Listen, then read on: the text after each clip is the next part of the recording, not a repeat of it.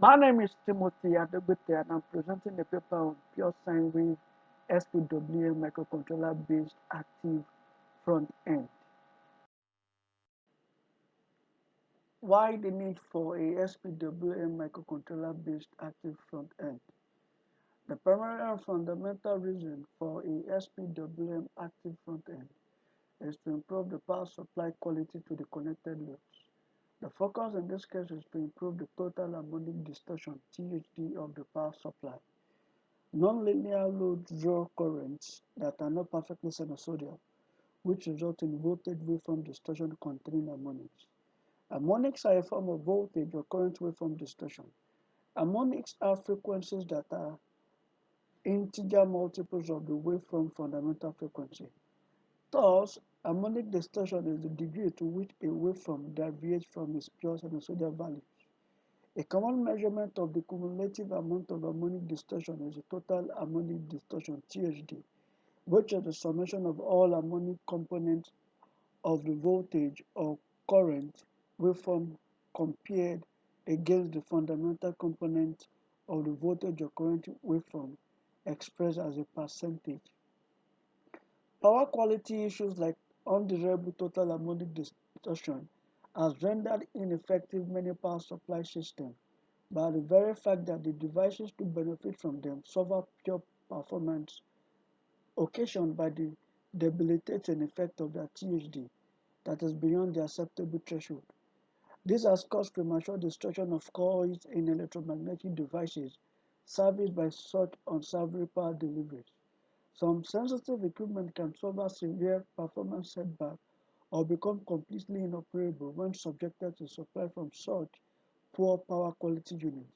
Improved power supply quality can be achieved by employing the use of sinusoidal pulse width modulation (SPWM) templates infused through a microcontroller to feed an ingeniously crafted active front-end AFE topology.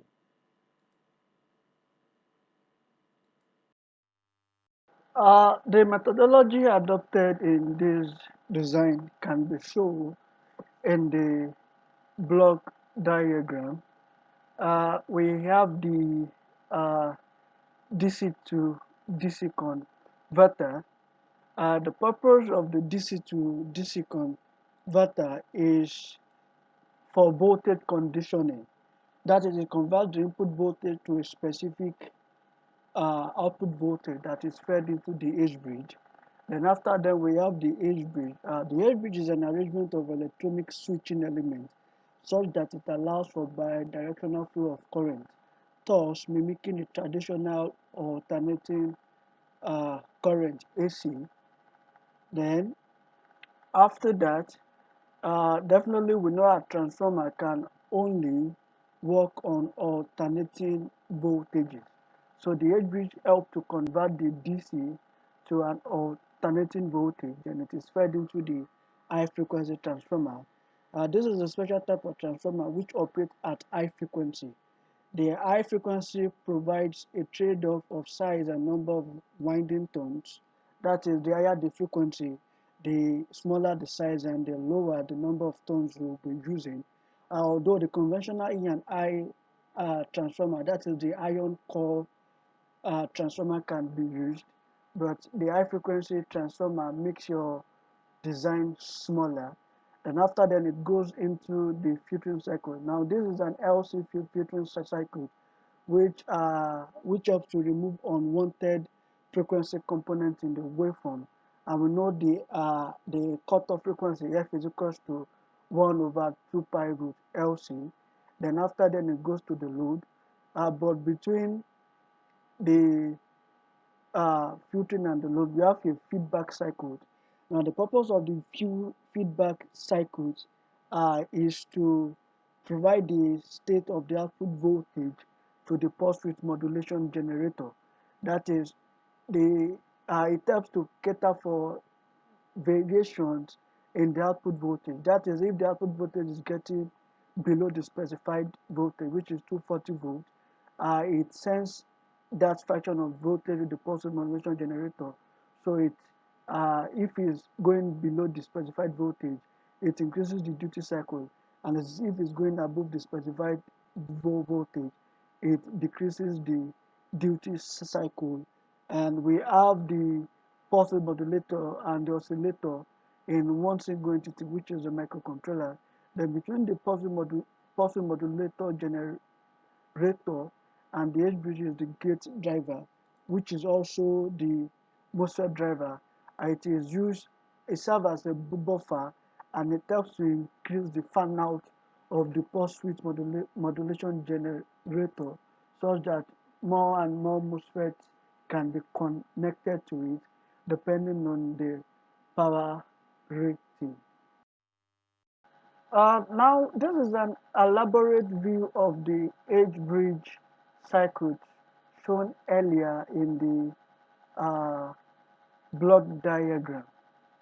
Now we have this consists of the H-bridge. This entity is the H-bridge. You can see it as a shape of a letter H. So that's where the name was coined from.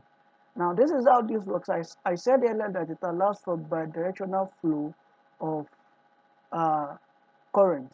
That is, how does it do that? It does that by uh, switching out adjacent MOSFET at the same time while switching the other adjacent MOSFET off. When I mean adjacent, I mean this MOSFET and this MOSFET are adjacent to each other, and this MOSFET and this MOSFET are adjacent to each other. So when MOSFET Q2 and Q4 is switched on at the same time, then at that same time MOSFET Q3 and Q5 is switched off. Then after half of the period has elapsed, then it reverses. MOSFET Q2 and Q4 is now switched off, and MOSFET Q3 and Q5 is now switched on. Now, so it allows for when Q2 and Q4 is on, current flow like this,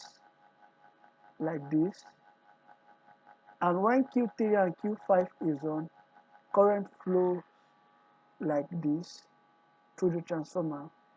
Again, when Q2 and Q4 is on, current flows like this through the transformer. So that backward and forward flow of current mimics that of an alternating voltage.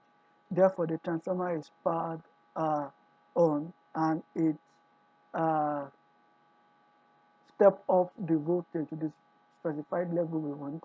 Then this also includes the feedback circuit. Refractoring includes the feedback circuit, which includes an opto-isolator 435 and a programmable voltage regulator. Now this is the circuitry that does the feedback.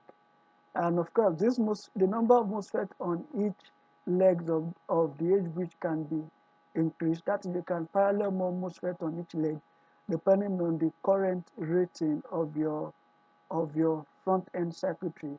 That is, depending on the amount of load you are trying to cater for. This is an elaborate view of the MOSFET driver circuit, which is the gate driver. As you can see in the slide, it contains the MOSFET driver IC, which is the IR 2113. As you can see, this is the IR 2113. Of course, it has better capabilities than the IR 2110 and the 2112. Now uh, we use each one for each half of the bridge. That is, if you section the bridge vertically.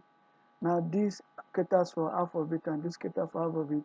And you can see it is a symmetrical circuit, and you can see the associating components that aids the functionality. Yes, this shows the circuit diagram that involves the microcontroller. Now this is just the microcontroller without involving the other aspect of the block diagram.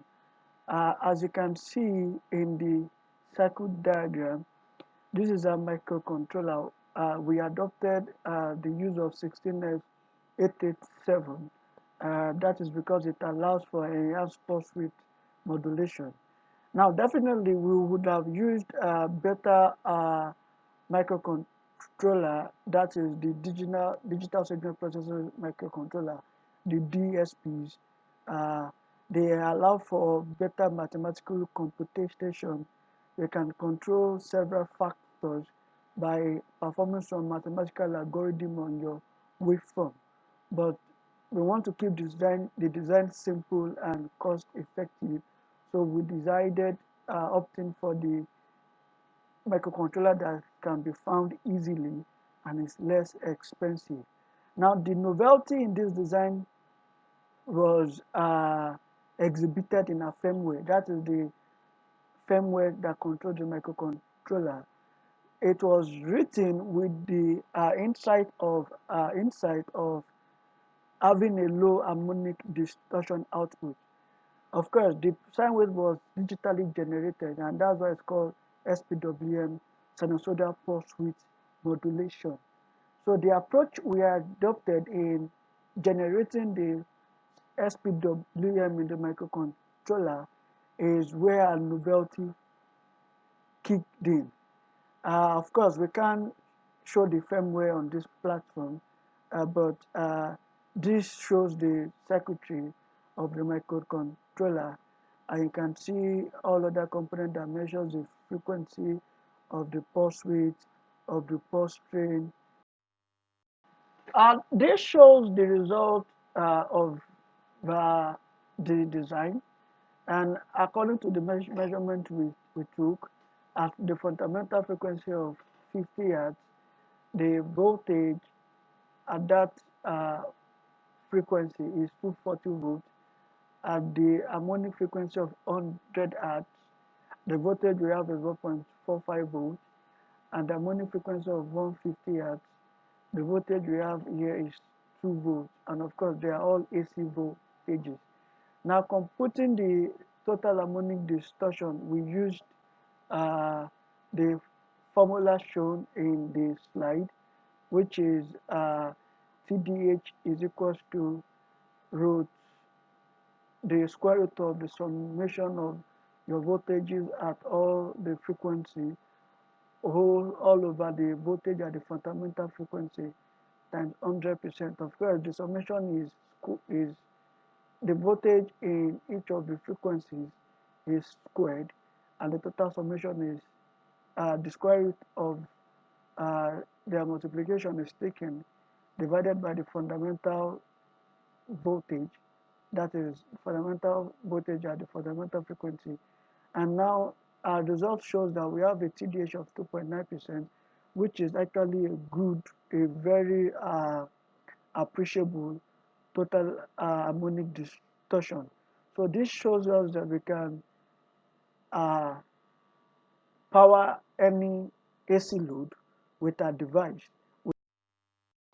Now this shows the result of output sine wave, and I must mention at this point that this is far cleaner than even the output waveform we have from the grid, from the mains, because we compared both and we could see that ours is far cleaner and has a far lower TDH, far lower THD, total harmonic distortion, compared to what we have on the grid.